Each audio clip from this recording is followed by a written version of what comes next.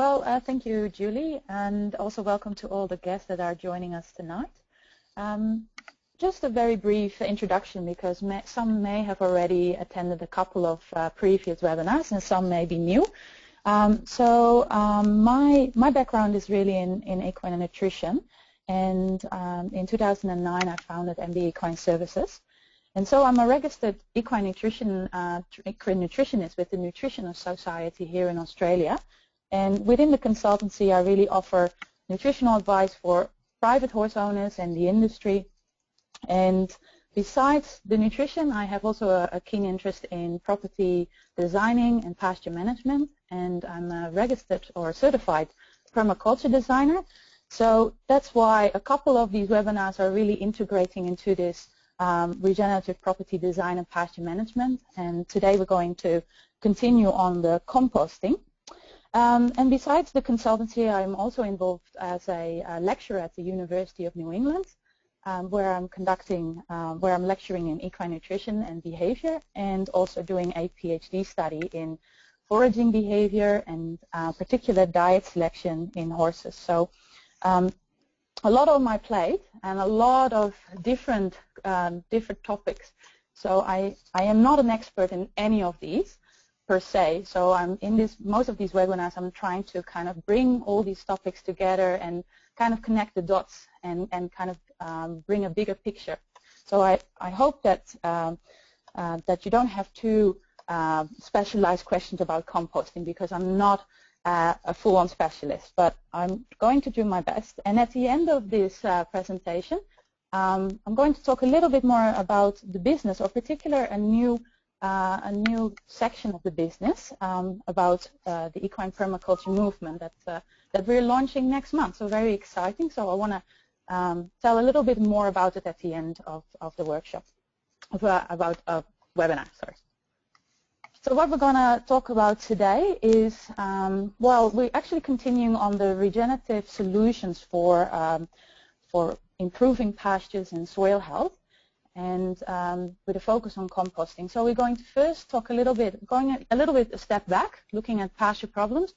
Then we're going to talk about the benefits of composting, a bit about soil biology.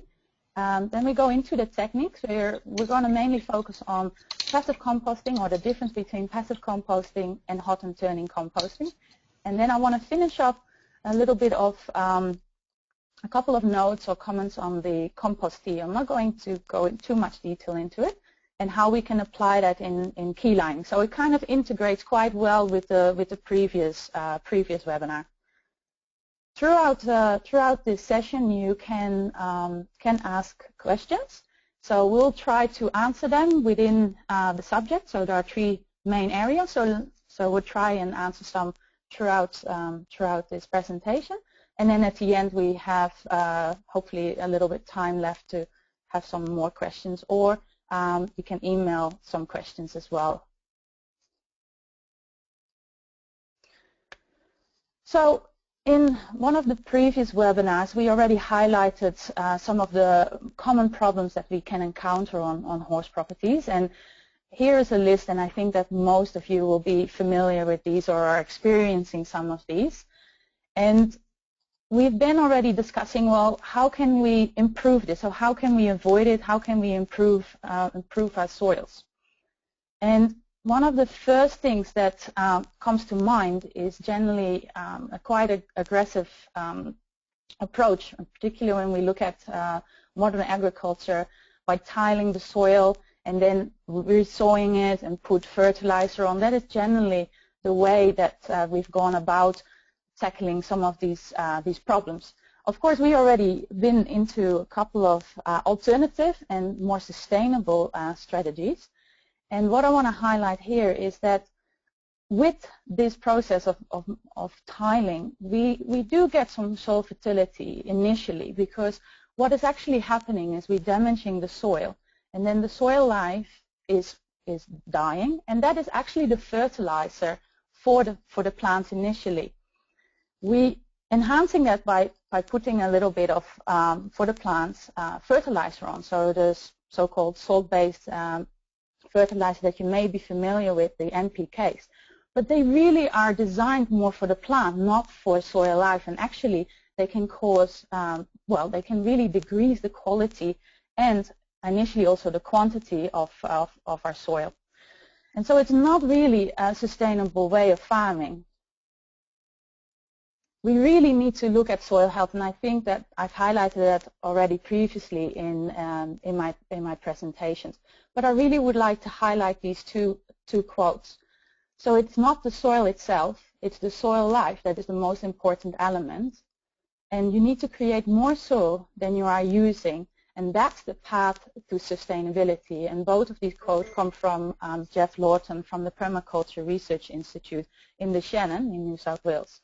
And I just really want to highlight these quotes because really that's the way to go. If we really want to improve some of the problems, we already highlighted that we need to build soil, so we can either, for instance, patch up certain areas by mulching it, and so bringing on our property organic matter. So, for instance, we can use old hay or old straw and mulch it, and try to, in that way, create more soil, so and trapping moisture. And that's a slow process. It will happen, but you have to take your horses out of that area, or you have to fence it off.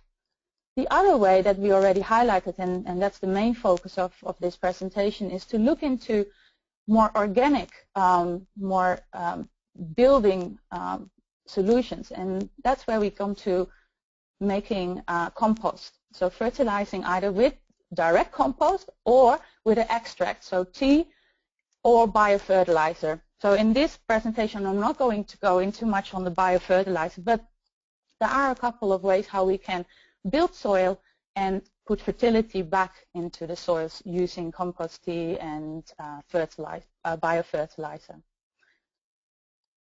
Because I think that we've highlighted many times, once we create healthy soil, then we create healthy plants, and that can sustain our horses.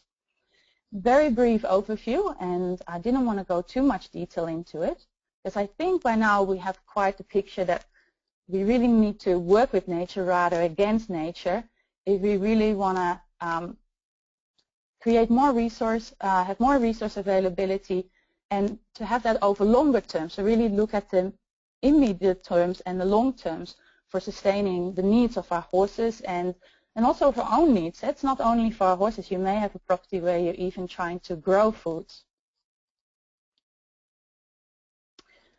So are there any questions so far on this part about soil health or the importance of looking into sustainable and organic ways to build soils?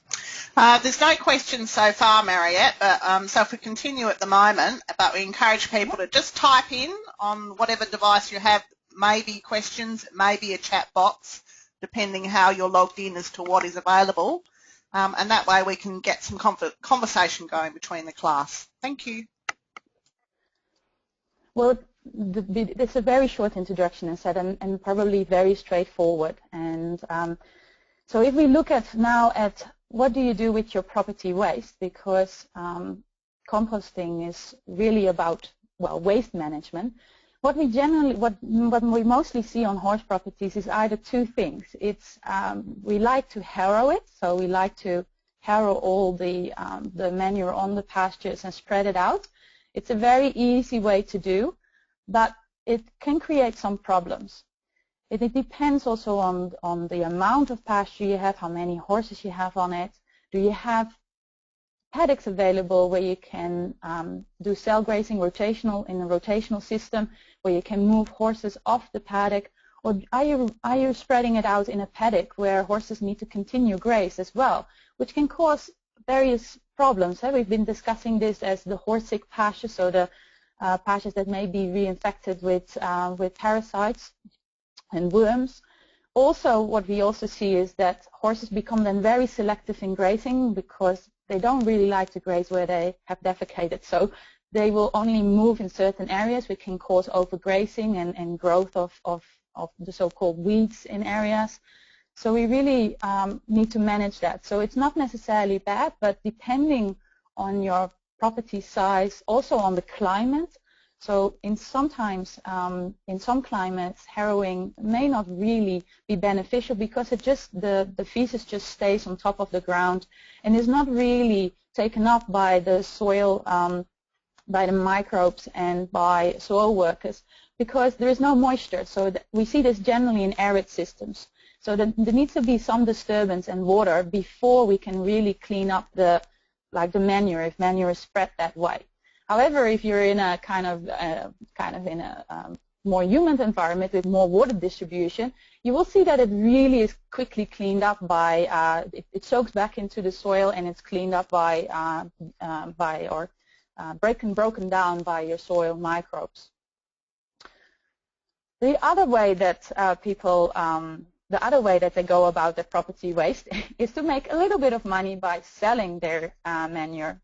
And I will be very interested to hear now how many people are actually doing this with their waste. So is there anybody that is selling their poo or is using the harrowing?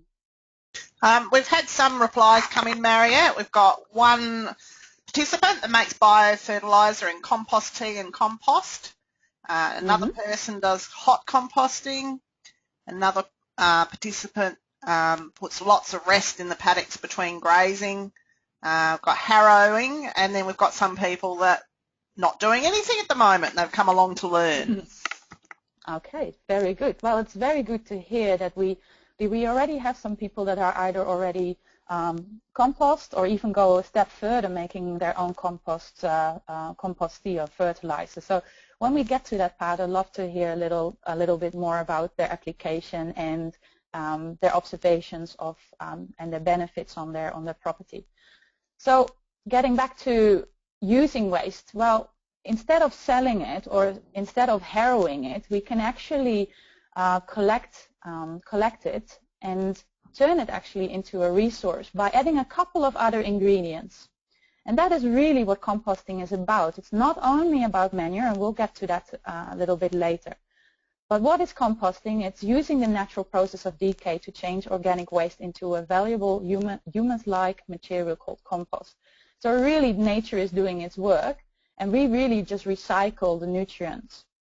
And just to put it in a nice picture, so what is it actually when we look at the components? So as I said, it's not only manure, which is the green, so which is the nitrogen of the ingredient of compost, but we also need a part of carbon, which is the brown. So we have browns plus greens will make our compost, but we need a little bit of magic to make that happen.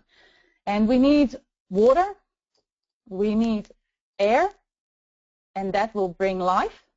So we have microorganisms, different microorganisms, including fungi and bacteria that will help all to break those that organic matter down, and the end result is this kind of humus-like structure. So it's kind of dark brown, almost black.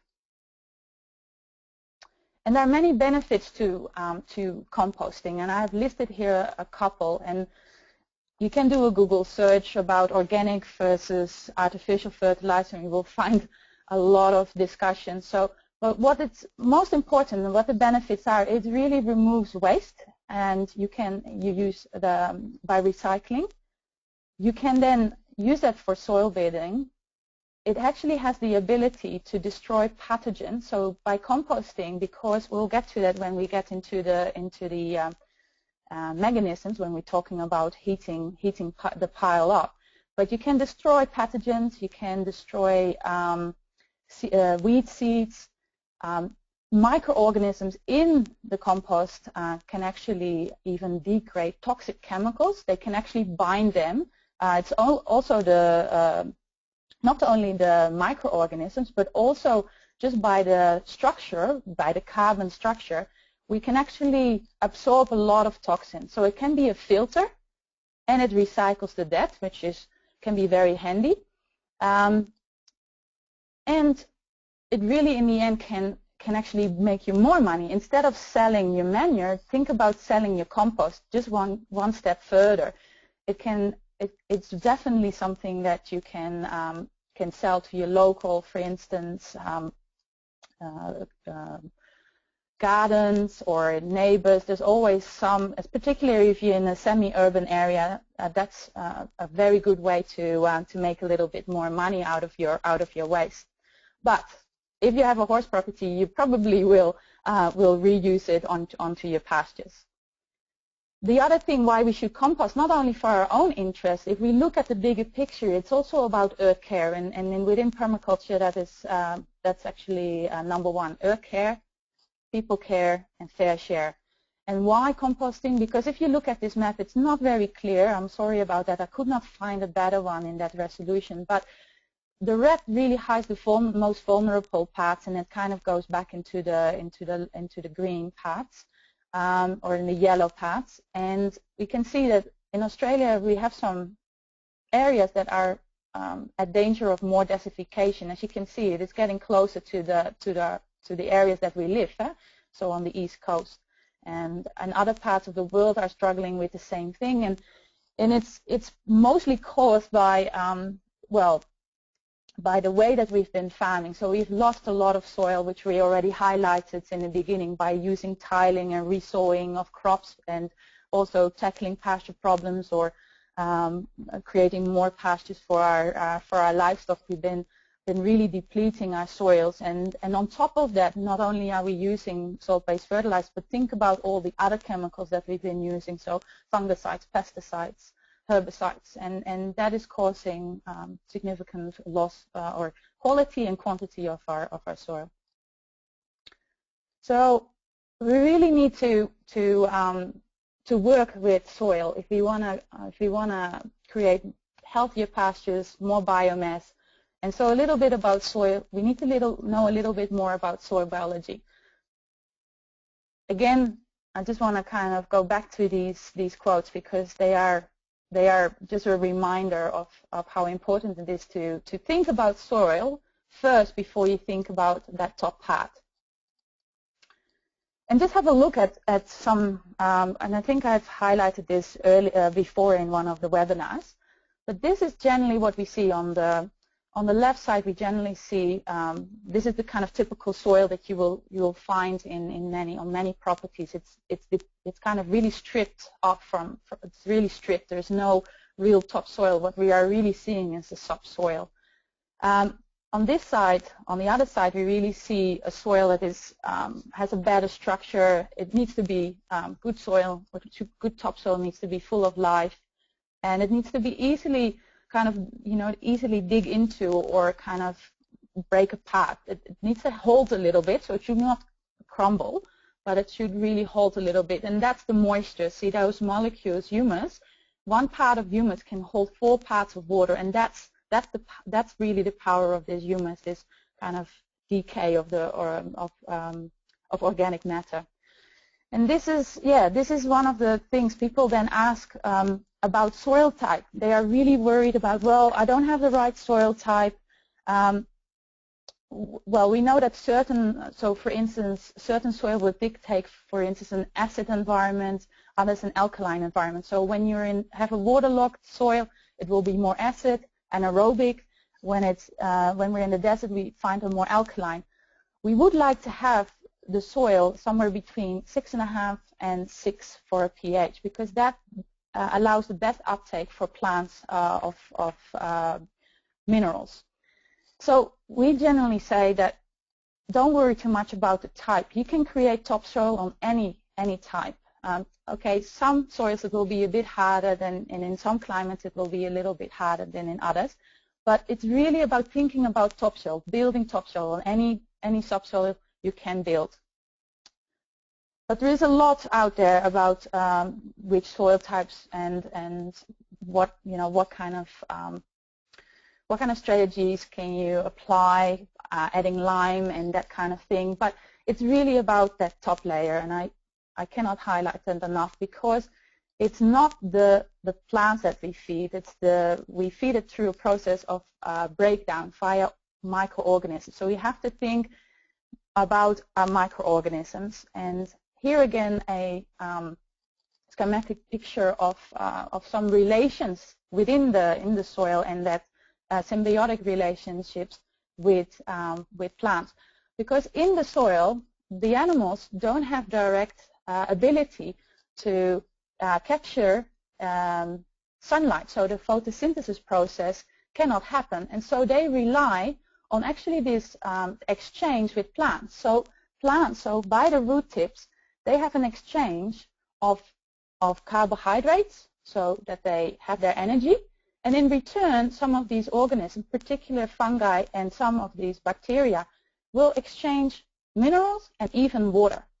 And that's a very important process. So even if you want to do a soil test and you find, oh yeah, my soil is very, very well, it's, you know, it has all the minerals, it is really about the life. And generally what you see is depleted soils, but also depleted biology. It does go hand in hand.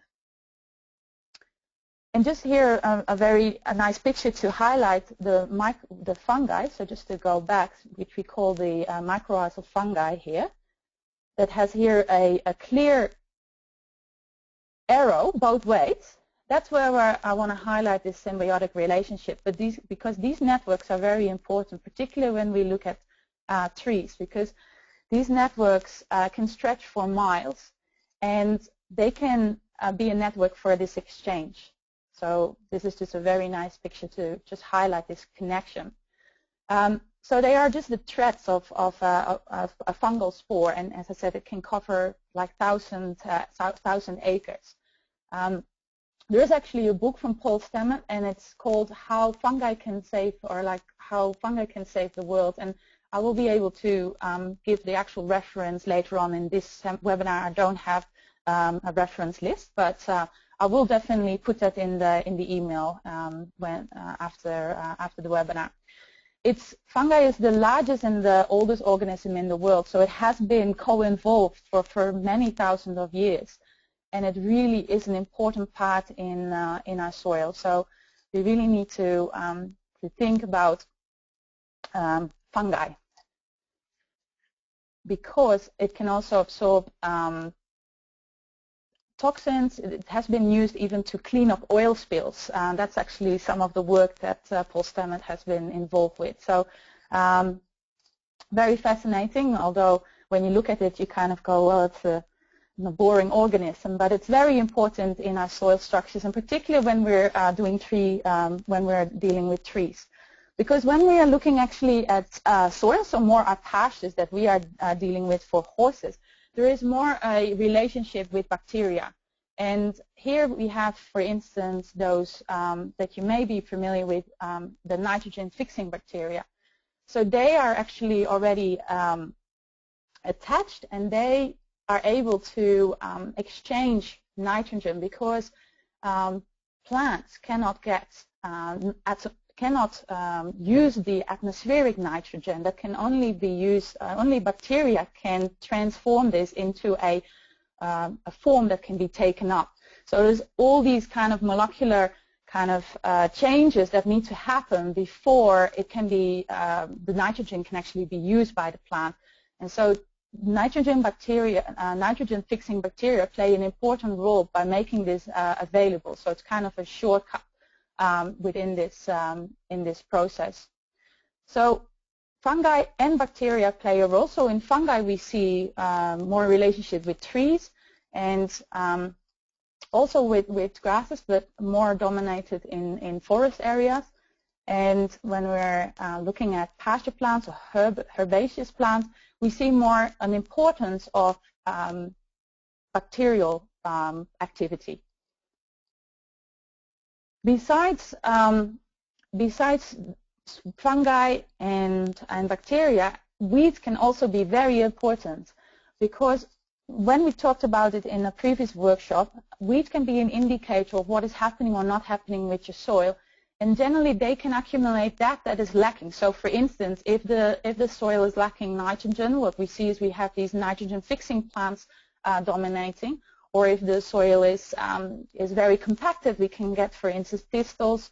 For instance, when it's low in calcium, we see these plants having their own niches, and we can actually use that by actually, instead of spraying our weeds, we can actually take those weeds and either mulch it back, so that it actually becomes organic matter that is broken down at the soil level, or we can use these actually in our compost.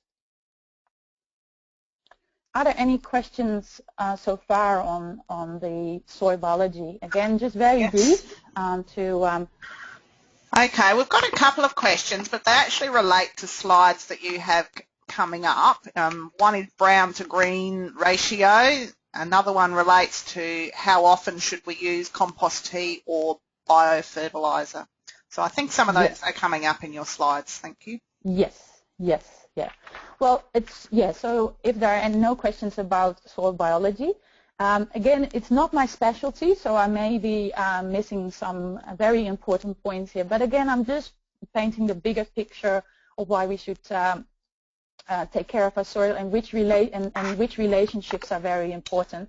And that is something that we will get back into our nitrogen to carbon ratio, because we can play with that to make either a more fungal dominated or a more bacterial dominated compost. Okay. So I wanted to highlight that. Yes. Sorry, Mariette. We've just had two questions come in. I'll read them both out. One is, do you need to plough in the weeds? And then the second question from another participant is, so slashing will be good for returning weed biomass? ? Yes, so on the last one, so by slashing, what you're trying to do is actually just want to slash it before the plant seeds. It's sometimes difficult, particularly with some of these very low to the ground weeds. But what we're trying to do is chop the biomass on top so that the root system is also chopped, because it's a direct response. Anything that happens above ground happens below ground. So anything that is cut back will also be cut back on the root level. And so all that organic matter is broken down and becomes food for our soil microorganisms, as well as that it can be a pocket for water again and for air. And that is particularly of interest when we're dealing with these deep taproot weeds, such as thistles. So instead of pulling them fully out, I mean, you can slash them first to kind of let those roots break down, and then pull them out if you really wanted to use it in your compost, or to really kind of get rid of if you have really very harsh patches. But also with other weeds, it's really about trying to cut it before it sets seeds and to really kind of return it to the soil organisms as an organic matter. And it's one of the techniques. It's together with adding compost to really kind of outcompete the weeds and create a healthier or more nutrient-rich soil, so that those pioneer species cannot grow there because it's too toxic. There's too many nutrients that they cannot grow in. And that's what you're trying to do with this succession part. With the second or the first question about the plowing through the weeds, am I right? I would suggest that with the previous webinar, we highlighted using key lining to kind of just use it as a decompaction, like a tool to decompact, and then to actually you can put other seeds in there, like particularly the seeds that you would like pasture species, if you want to kind of create and build soil and then outcompete some of the weeds. But yeah, one of the main techniques people have been using is just cultivating it, but then you open the topsoil and you damage the soil life, and then generally you get more weeds back. So I would do non-tiling if that is what was meant with that first question. So I'm not really sure if I answered that correctly, or if that person meant that in that way. So let's go to actually talk about the composting techniques, because all the other questions are really relating to this carbon to nitrogen ratios. So let's go into that. So first of all, we need to consider storage, because there are some legislations, and it really depends on the council. And I think I've spoken with Julie about this, that in each council, like in South Australia, it can be different from Queensland. But there are some general things and common things, because we really need to avoid, the main thing that we need to do is we need to avoid runoff of leakage to our catchments, so rivers and creeks, but also the leakage into your soil.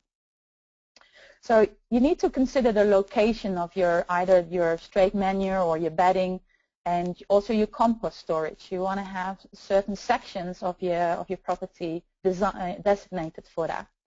Ideally, of course, you want to have them closer to the stables or the paddock so that it's manageable. This is very typical in Europe. We have horses indoors, so it's more of a mix between already straw and manure rather than straight manure. But when we're here in Australia, you see more that horses are kept outdoors and we collect straight manure. So it really is about collecting all of this and then kind of look at how you want to kind of compost your manure pile. Also, rain. You need to be careful that even if you have it on a concrete slab, you need to make sure that it's either covered or the structure needs to have some either drainage or some roof structure.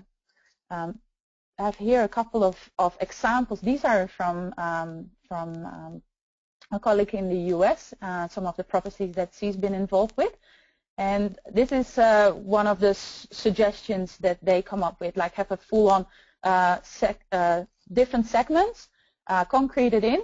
They even have small doors so you can access it, but you can just dump it in from the top, so from the paddock or from, well, in this case this is North America, so I assume close to the stables, and just dump it in from the top. And here another one is a little bit more open, and that just keeps it also clean, and it allows you to have different areas for your wastage so that you can collect your browns and you can collect your greens. And there are different flooring. Again, it depends a little bit on the council. For instance, in Europe, there is a system that if you have X amount of horses on a property, then you need a concrete slab. And if you have less, then you can get away with that's not close to channels or rivers.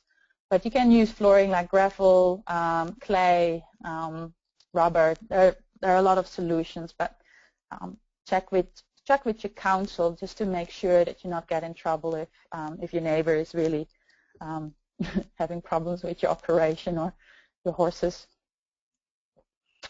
Okay, so one of the first things I want to talk about is just piling up horse manure and just letting it sit like we see in this picture, which is what we see typically in Australia and also in Europe, is not composting.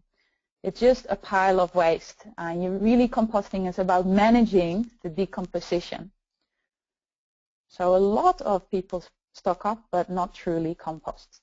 So let's really get into the details. So to get correct composting, it really will eliminate odors, flies, weed seeds, even internal parasites. And you can use that as either directly on your own property, so it is clean. You can use it directly and spread it on your property. Your horses can go back on the grazing, or you can even resell it. But the most important factor to create that, we need to consider the carbon to nitrogen ratio, oxygen, moisture, and temperature. Those are very important to consider. And that needs to be managed, and that's really when you start composting. Okay, so the first option of composting is the most, probably the easiest one, which is less labor intensive, which is the passive composting. So that involves stacking up materials in a pile for a longer term, and often it's often mainly based on feces, so just piling up your horse poo. But the moisture content can be very high, so you can have a lot of leakage, and it can get into an anaerobic situation. And what we also see is that it actually loses its volume. I have another picture of this. We'll highlight this later. But what we generally see with passive composting is that people do add a little bit other materials, so a little bit of browns and a little bit of the stable waste or old hay. And then what we see is that people use a little bit of aeration. So they don't want to turn it. They don't want to do too much labor-intensive Oh, they don't want to do a lot of work, and then they use PVC tubes with little holes to aerate it. So here you see a picture of it, which means that you can sit it for longer term. You don't turn it, and you just let it sit, but you have a little bit of aeration happening. But what happens is that you actually you can still create. I mean, as you can see, the PVC tubes only go to the middle, and it may still be causing an anaerobic situation, which can be very dangerous. These are the bacteria that can be very harmful, particularly for the respiratory system of the horse. Also, by just passive composting, what we see is that we lose volume. Nitrogen is really the fuel. If we talk about the components, nitrogen is really the fuel of the organic matter, and it really kind of it really loses volume, so it really kind of collapses. When if we really want to do good composting, it really needs to be almost similar. It decreases a little bit in size, but it still needs to have almost a similar volume that when you started with it. And that's what you can accomplish by using hot or turning composting. So my question is now, how many people are composting on the passive and with the passive system? Or is actually now realizing, oh, I'm doing passive composting? We might ask people just to put up their electronic hand. So you've got a little hand button there. How many people are doing passive composting? Oh, we've got most people. Yeah. About 13. Yeah, so the passive system is generally the one that is adopted. If not harrowing, we just generally let the manure pile just sit there. But let's just talk about another solution. And when you get the hang of this, it's not difficult. It's not it's not rocket science. It is a great way to return it to your pastures and build soil in that way. Because good compost is free of pathogens, that's first, and it's a result of hot and turning composting where you have an aerobic system. That's the most important, oxygen. And it really helps with fast-tracking the breakdown. As with the passive composting system, you really just let it sit, and it takes a long time to break that down. Particular on the outside part, so the inside part may almost get into this anaerobic situation, but the outside parts are not, really disturbed. It really brings also finer particles by using hot and turning composting, so you get a more even mix. And we need, and this is kind of the answer on that question, we need between 25 and 30 to 1 part, so carbon to nitrogen. So nitrogen is really our fuel, and carbon is really the kind of substance that really kind of adds the organic part to it. And depending, and we'll get into this, depending if you want to have a more fungi-dominated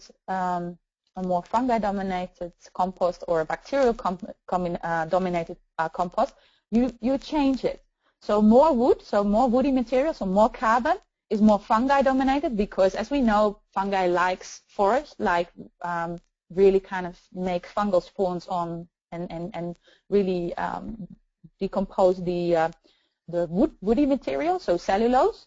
Whether bacteria need a little bit more in the nitrogen part, so less wood, so they need less woody materials because they cannot break that down as well as what fungi can.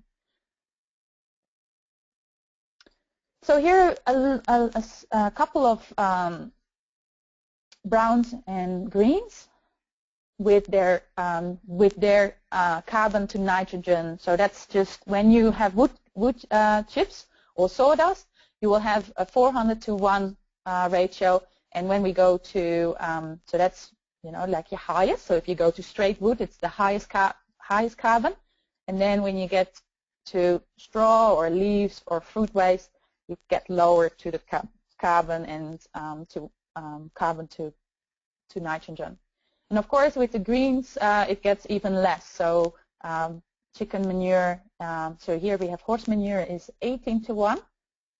And so as you can see, it's not really ideal because we really want to have that 25 to 30. So it needs some browns to kind of balance it. And then you have chicken manure, and any of these can be used. So here, kind of the steps. So with hot composting, there's been quite a lot of work done by the University of Berkeley in California. So they've done a lot of research on this. So this is the science. So there is science behind it, and they've done a lot of measuring, and they've tested it. And many people in permaculture have kind of followed the concept and have made adaptations to it. So even if you Google hot composting or Berkeley method, you will find a couple of different ways to do it. But it all stems from the Berkeley method. The most important is temperature. So we really need to monitor and manage the temperature, and the ideal range is between 55 and 65 because it is the ideal temperature for bacteria to multiply, because that's what you're really doing. Is the bacteria are eating all this organic matter, and they breed, and they just multiply and multiply and multiply, and that energy is actually what really really makes that heat. But when it gets too hot, they will die, and when it's too cold, they don't want to they won't multiply as quickly. So you have this fine range, and so by trial and error, this is the one that is suggested. Then already highlighted the carbon to nitrogen balance is somewhere around here, depending on what kind of type compost you want to make. Then ideally, of course, it needs to be manageable because we need to turn it. That's the labor path. So around 1.5 meters, so 1.5 meter by 1.5 meter in the diameter, and then as a base, and then we want to have it max, say 1.5 meter high, and ideally not closed in because it's an aerated process. We want to have oxygen going and air going around the pile. And if you're having like tree branches, you need to chop that down. You need to break that down because organisms don't do really well with large chunks. It will take a lot of time, and it will be very hard to turn the pile. So it makes your life easier if you just chop that down. And we need to use a technique where we don't ad hoc start turning it. No, we need to take, after a couple of days, the inside to the outside so that we get an even mix and that the temperature goes through the whole pile rather than only the center like what we have in passive composting. Mariette, I've just got some questions coming up, which you may be answering shortly, but I'll just let you know what they are. Do your greens need to be fresh? That's one question. And another is, if you mulch dry manure with sawdust through a mulching machine simultaneously, will that affect the C to N ratio to any effect? Well, yes. So on the first question on greens, yes. The fresher it is, the better, because it really helps with the nitrogens. When it's fresh, it's high in nitrogen, and it will really help with the activation of getting this multiplication of bacteria. And we'll get to that when we talk about compost activators. I have a couple of suggestions on that. But yeah, there are green clippings. It can be like a day old or anything like that. I mean, you can, like leaves, of course, your carbons you can easily store. But when it comes to the greens, you have your manure that can already been collected over a week or even longer. But yeah, if you can get some of your fresh clippings, for instance, from your grass, that will be the ideal situation, and that can be from the day before. But the fresher it is, the more nitrogen and the better the fuel is for the breaking down of the organics or the carbon path. And then the second question was mixing sawdust with manure. Well, it really is already creating, you're already creating a carbon to nitrogen ratio. So going back to this, if you then look at sawdust, which is around 3 to 25, and you would have that 1-to-1, you will be, kind of in the middle, but probably you will have more sawdust than manure, and then it really depends on what part will be the highest, and you will probably sit somewhere in between that carbon to nitrogen ratio, because you're kind of already mixing it like we would want to do in the actual compost pie or the cake. So yes, you can already use that. That's no problem. And particularly when you're using stable waste, it is generally already mixed with a carbon part. You just have to make sure that you're not overdoing on the nitrogen, because then you will have too much fuel, and it will then decrease too much in size. So you need to really keep that 25 to 30 to 1 kind of ratio so that you keep that volume. Okay, so here I had a picture. I don't know why that is not, I had some technical problems. I apologize. But here I had a schematic picture of building a cake. So luckily I still have the picture. So as I said, it pretty much gives the dimensions, and I already highlighted. It's around 1 meter by 1 meter. Here they put actually some chicken wire around it, which really kind of closes everything in, and particularly in the beginning that really helps with building the layers. So you build always first your carbon layer, and then you add your greens, and then carbon layer and greens, carbon layer and greens. So you build really that kind of cake.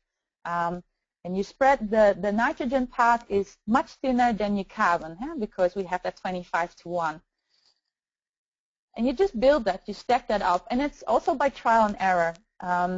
You just have to really start composting, and then you will know if you're doing the right thing or not, because if it decreases in size, too much nitrogen. If it doesn't mix really well, then you have too much carbon, and you may need to add more nitrogen. So it will tell you if you're doing a good job, and it will probably take a couple of practices. Again, my artwork is failing on me. We had here a picture of layered compost and activators. So as I said, like fresh clipping would probably be ideal because it really is high in nitrogen and can really activate, really kickstart your composting process. There are actually some particular ingredients that is used by composters. So comfrey, nettles, or yarrow is used. So that are just greens that has shown to really activate, just kickstart the process. And you just put them in the middle. So you have these layers, and you just put them in the middle of your pile. So you just start stacking up, and when you get halfway, so around 75 centimeter, you start adding, when you add your nitrogen layer, you add some of this to it. You can also use fish or a dead animal, because that really is also high in nitrogen and really will make that party happening of bacteria starting to break it down and multiply. I probably won't have any. Oh, I will have, my artwork is back. So getting then to the start, so we can create compost. I forgot to add that by using the Berkeley method or the hot composting technique, turning compost technique, you can make compost within 18 days. And you do need to follow a schedule, though. You need to start it, so you build your pie, and then you don't do anything with it till day 4. It's also important to add water, and I think in my next slide I will get into the actual process. But the turning is very important. So the first 2 days you just leave it, and then on the 3rd day you start the first turning, and you continue that on a 1 day, skipping 1 day rotation. And I hope my artwork is back. Yes. Okay. When you get to the first, so it's first 4 days, 3 days. Again, some people may divert a little bit from the original method, but 3-4 days, you then start to turn, and as I said, you don't just ad hoc turn, you'd actually take the inside, and that needs to be placed on the outside, so you kind of build around it. And that will help with managing the temperature, so that's not getting too hot and then the outside is getting too cold and nothing is happening on that and nothing is breaking down. That is really the reason why we are turning. And then we need to measure that. So there are some thermometers that we can use, that we can put in these piles. So we really need these very long ones. They need to be around 1 meter, so that we can dig that in and get this reading, so that we can really manage the temperature. As already highlighted, between 55 and 65 degrees. That's the optimum temperature for these bacteria to have their party. Then again, we are, after that, every second day, we are turning it in a similar technique. So we're doing the similar way. We're trying to get the outside to the inside and the inside to the outside. And we do that, we continue doing that till we get to day 18. And in practice, there are people that have done it in less. It really depends on the particles. So if you have very fine particles, like like sawdust, and it will be much easier to also turn, and then when we have more chunks. As already highlighted, not all ingredients have that ideal ratio of 25 to 30. Like that's an example, a very well example, where we have manure and straw dust all mixed together. You may still need to add a little bit more carbon or add a little bit more manure to get to this right ratio. And it really is about, there is no exact, it's not exact, it's really about if the carbon is too high, then you add a little bit more nitrogen. If the nitrogen is too high, you add a little bit more carbon. So by manure or grass clippings or by cardboard, dry leaves. So it's really about trial and error. And then I already highlighted this. It's really about observing how much that pile is coming down in size. And this is the passive composting, so it really reduces in that in volume over 6 months. So they give around 6 months. And if we use composting on an 18-day system with oxygen, we have a little bit of a decrease, but it stays quite similar to our starting. We do need to protect it from direct sunlight and heavy rain, because we want to have moisture in there, because we do need to water it down. That's what I'm highlighting here. I was already wondering where this water part comes in. It is very important while you layer it. Here is one of the pictures of the course that I did at the Permaculture Research Institute, where we were making this. This pie is really that you add water with layers. And how much water? Well, it should not leach out, so it should not drain out. You really want to kind of get a little bit of material, you want to kind of squeeze it, and it needs to have a little bit of dripping happening, but definitely should not soak off. Because too much water will be too hard for the bacteria to get that right temperature. So you really want to kind of control the moisture and the temperature. Again, a bit by trial and error. So sometimes, it's better to add a little bit of water with the days than to already flood it pretty much in the beginning. And turning, aeration, very important. That is actually the success, the secret to the success of composting. So any questions about that part? Sorry about the. Hi, Mariette. We'll just take one more question, but we're running out of time to get to the end of the presentation. So one question here is: do you add water when you turn?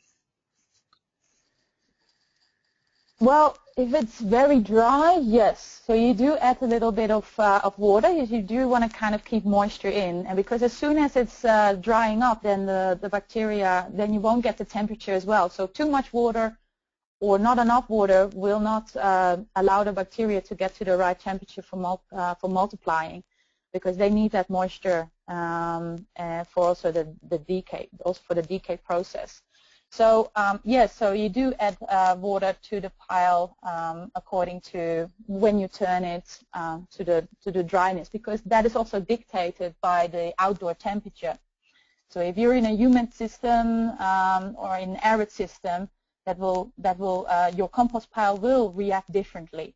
So as long as you don't overdo it, generally when you start turning it, you add a little bit of, you kind of sprinkle it in layers, and in that way, pretty much like what we've done in the beginning, kind of just adding to it. We might go right through to the end, Mariette, and then ask any questions at the end, just so we can keep on time.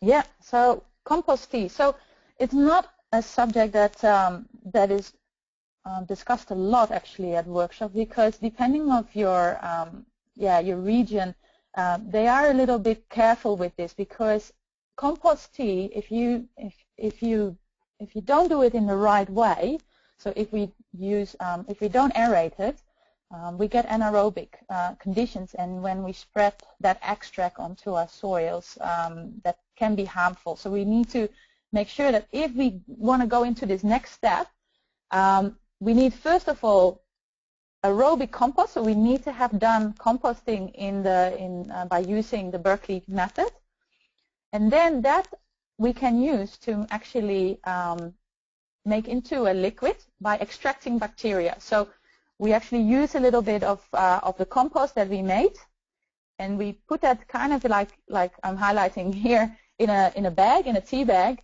and then we kind of let water and air pass that to kind of extract all these bacteria, all these organisms, so fungi, protozoa, and nematodes from the compost, and to dilute it into the water. So you actually just extend their life. You're not creating more. Just that to make really clear that the process of multiplication happens during the composting process. And when we are taking that part and putting it in water with air, we just only extract it and extend their life. So it's really the foundation of compost for compost tea is already creating a good compost. So you can either have a fungi-dominated or a bacterial-dominated compost, and that will also dictate your tea and application. So yeah, it's a brewing process, and you can then use it as a soil tonic or directly onto the leaf, so foliar. Here are some systems. Here is a really nice example of that tea bag. This is a 1,000-liter setup, and it has already an automatic aerator system pump on it. This is a similar system, but on the side. So there are a variation of structures out there. There are commercial ones. People have made their own.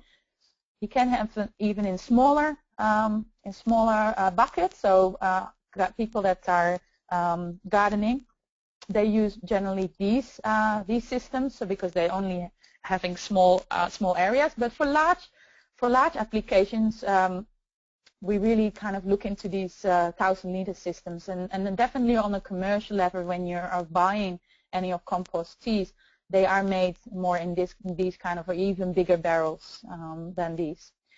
So there was a question about, well, how much compost should you use to make tea, and how much should you use for the application? So I knew that question would come, and I've highlighted them here in the just with the figures.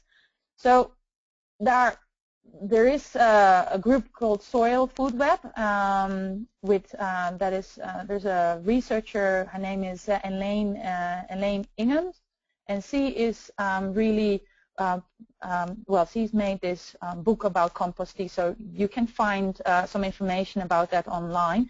But from that book or from her recommendations. It's between 2 and 3 kilos of compost put on 7.5 liters, or on larger systems 9 to 10 on 2 to 400. And then it really, I've seen many different dilutions. I've seen 6 to 7 kilos on 1,000 liters, and then different dilutions. So everybody has been trialing with that. But these are kind of from the literature that I found, and then there is a application of 50 liters per hectare for when you are spraying it on the leaf directly, and you're using a little bit more per hectare when you're going to use it on soil. But then there are also people that have a dilution range within another dilution step. So if you're interested in this process, I definitely suggest that you look up some of the literature. There are also some workshops actually on compost tea, and I definitely recommend to do those if you're interested in this, because you really need to know what you're doing, because as I said, without oxygen you can create a very dangerous situation if you then apply onto the soil. Also, it's important that one part of water to 1 part of oxygen. So here we have a 1,000-liter system. It means that we need 1,000 cubic meters of air flowing through that per minute. So it's quite a bit of a setup, and it may not be feasible. But you can do also smaller setups for like 25 liters and do smaller areas of that, because you can use quite a lot. Based on the dilution, you don't really need a lot. So you can have a look into that. There's quite a lot of information on that also on the permaculture on the permaculture forums and websites. In the first 3 hours, so it's a process where we aerate it for 24 hours. In the first 3 hours, you can use the extract and apply it directly onto your soil. If you sit it for 24 hours, to extend that life, you have to kind of feed the soil microbes, and then you can put sugar in there, seaweed, fish, oatmeal. There's a variety of different recipes, and again, you can find a lot on these on some of the permaculture forums and biodynamic. It's not only permaculture; it's also biodynamic farming and different organic farming sites. But definitely suggest that you look into the actual literature, the book or the suggestions written by Elaine, because that's kind of her research, and she's trialed a couple of things. Here I want to highlight. This is a picture of the applying compost tea. This is a commercial. It had a horse in it. It's actually just a winery, but they make compost tea. And they actually spray it directly onto the leaves of the winery. So this is in Canada, and it's really to boost the health of the leaf, to make it stronger and to resist pesticides. So it's, instead of tackling it when it's at its worst by using pesticides pesticides, this is kind of the preventative method, and it's organic and nobody is harmed. They even use a horse to apply it. So I thought it was a great picture actually. And then the last one is that we could even use compost tea in the keyline plowing. We've discussed the keyline system as a decompact pastures, a fast tracking of decompacting pastures and soil.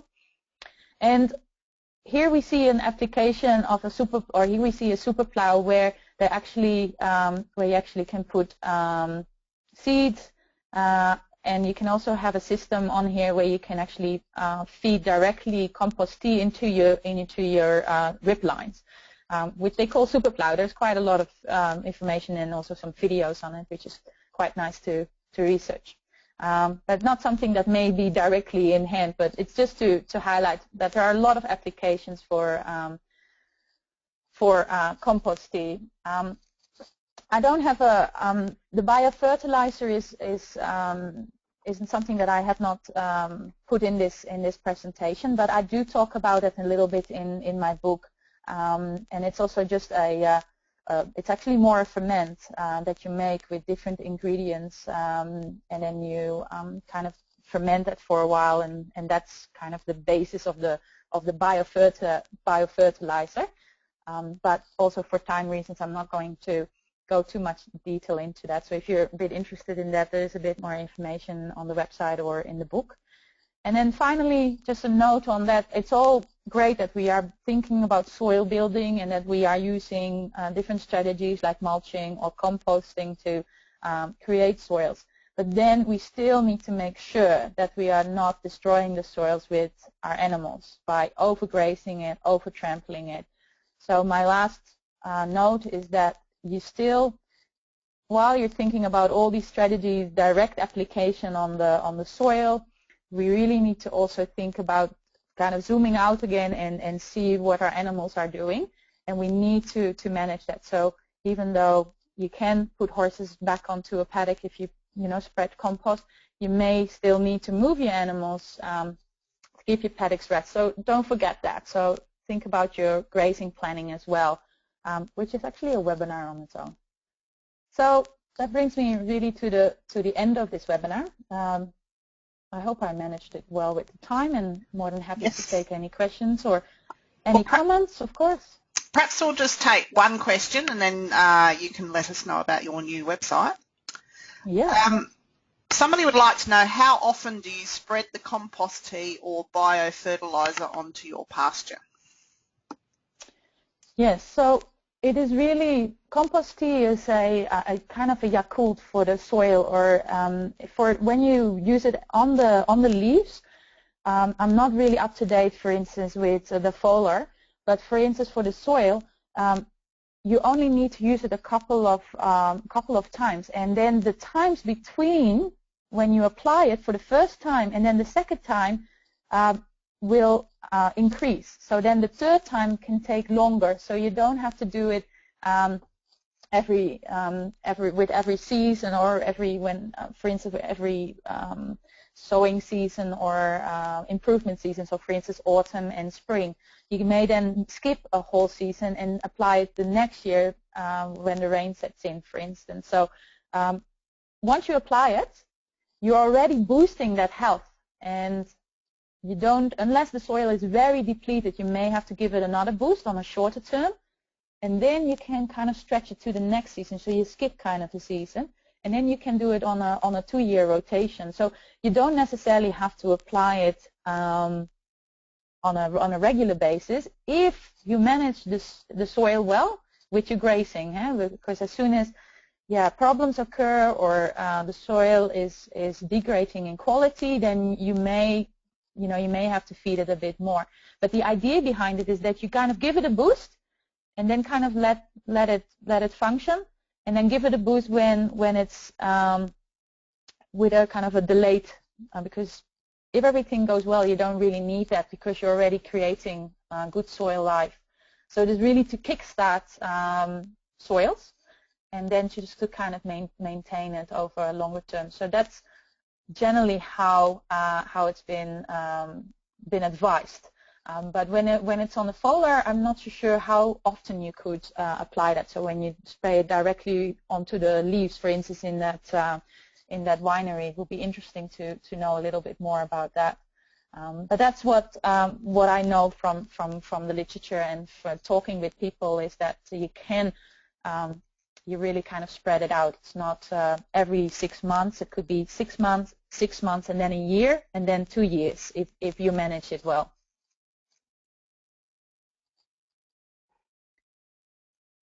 Are there any more questions, or we kind of get to the end of it? So I think what we'll do, Mariette, is just wrap up, and then any unanswered questions, they'll be emailed to Mariette, and then you'll be able to answer them personally, and there will be a follow-up email with different links and a link to this webinar, which has been recorded and put online. Yep. And that is also kind of bringing me to actually inviting you as a horse owner and attending this webinar. It's actually, as I said, I'm not a specialist per se in any of these areas. I've been bringing it all together for the bigger picture of managing horses in pasture system. I'm really focused on, well, how do horses make diet choices, and how do they select their nutrients, and how do they move through a landscape. And all of these things all play part in creating a right environment for horses and ourselves. And so what my new kind